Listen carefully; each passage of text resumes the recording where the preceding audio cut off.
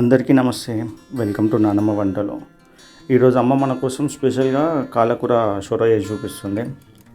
ఇది ఎట్లుంటుందంటే మంచిగా స్పైసీగా ఉంటుంది, టేస్టీగా ఉంటుంది, మస్తు ఉంటుంది. మనం ఎంత తిన్నా ఇంకా తినాలనిపిస్తుంది మనకు, అట్లుంటుంది.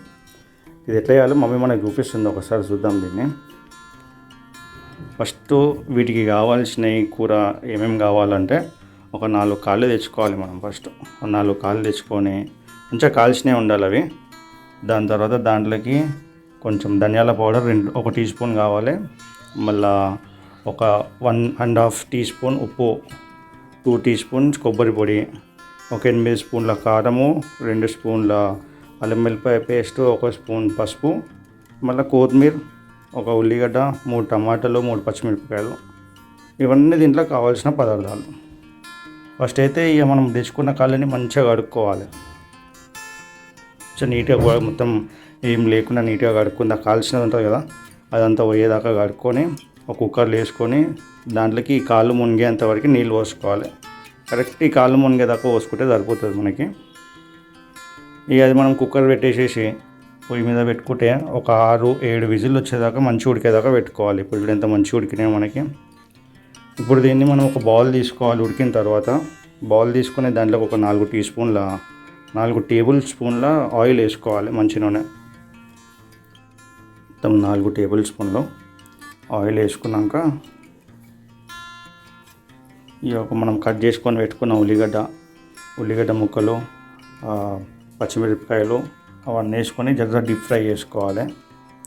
కొంచెం డీప్ ఫ్రై అయ్యేదాకా కాల్చుకోవాలి వాటిని. ఇప్పుడు చూడండి మనకి ఎంత మంచిగా డీప్ ఫ్రై అయ్యేదాకా కాల్చుకున్నాము. ఇప్పుడు దీంట్లోనే మనం అల్లం వెల్లిపాయ పేస్ట్ ఏదైతే తీసుకున్నామో అది వేసేసుకోవాలి, 2 స్పూన్లు.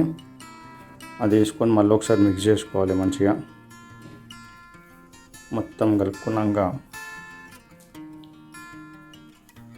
ఏంటంటే ఇది అల్లం వెల్లిపాయ పేస్ట్ ఏదైతే స్మెల్ ఉంటుందో అది పోయేదాకా మొత్తం ఫ్రై చేసుకుంటూ ఉండాలి దాన్ని. జర అట్లా అయిపోయింది అనుకో, స్మెల్ ఏం రాకుండా ఉండేదాక దాంట్లో పసుపు వేసేసుకోవాలి. పసుపు వేసుకొని ఉప్పు వేసేసుకోవాలి. వేసుకుని మళ్ళీ ఒకసారి మొత్తం మంచిగా కలుపుకోవాలి అన్నీ కలిసేదాకా. మళ్ళీ జర ఒకసారి డీప్ ఫ్రై లాగా వేసుకోవాలి కొంచెం.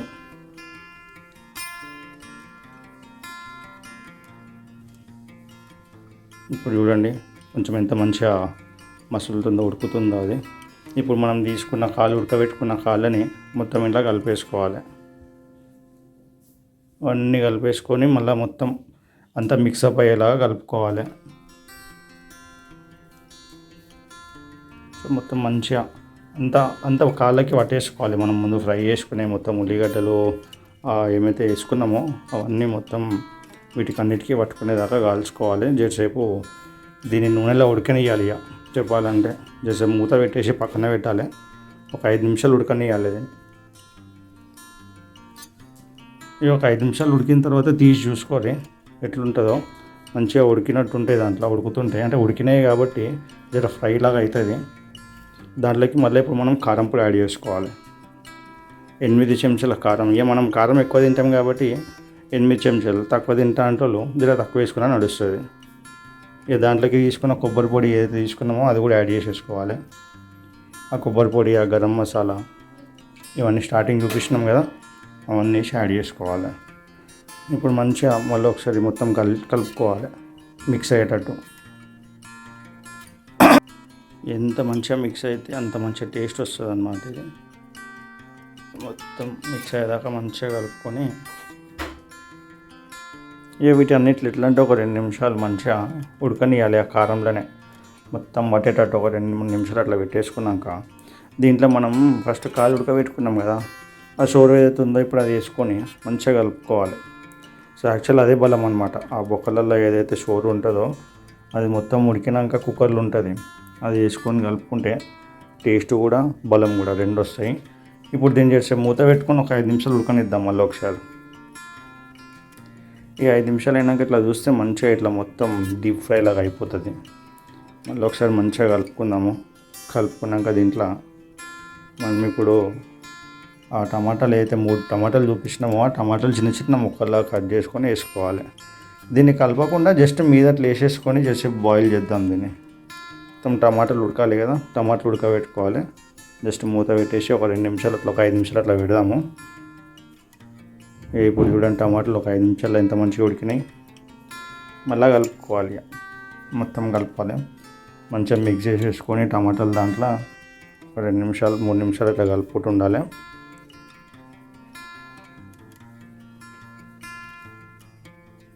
ఇప్పుడు కలుపుకున్న తర్వాత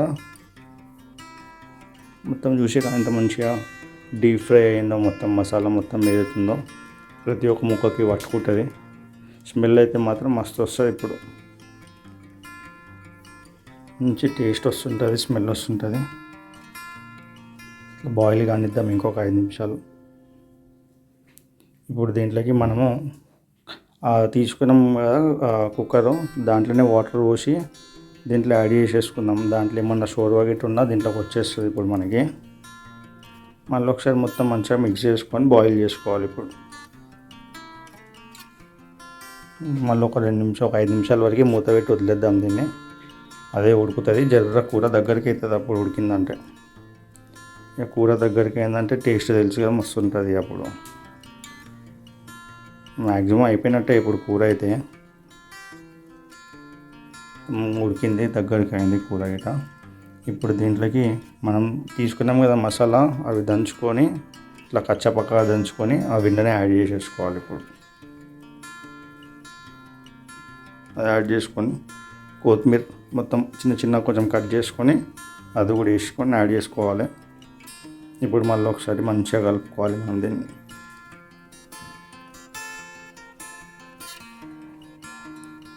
మళ్ళీ ఒక 5 నిమిషాల వరకు ఇట్లా ఉడకనిచ్చినాం అనుకో, ఇంకా జర దగ్గరికి అవుతుంది. ఈ గరం మసాలా కొత్తిమీర ఫ్లేవర్ కూడా కూరలో కలుస్తుంది. ఇప్పుడు మన తెలంగాణలో కూర ఇట్లా వండుకుంటే మస్తు టేస్ట్ ఉంటుంది. ఇది ఎట్లా అంటే ఇంట్లో కొట్లాడుకోవాలి, ముక్కలు అయిపోతాయి కానీ కడుపు నిండదు, అట్లా ఉంటుంది టేస్ట్. చూడండి ఎంత మంచిగా అయిందో. జర మీరు కూడా ఎవరైనా కావాలంటే చూడండి, ఒకసారి ట్రై చేయండి. మంచిగా చేస్తుంది మమ్మీ, ఇట్లనే మీకు వంటలు చేసి చూపిస్తుంటుంది.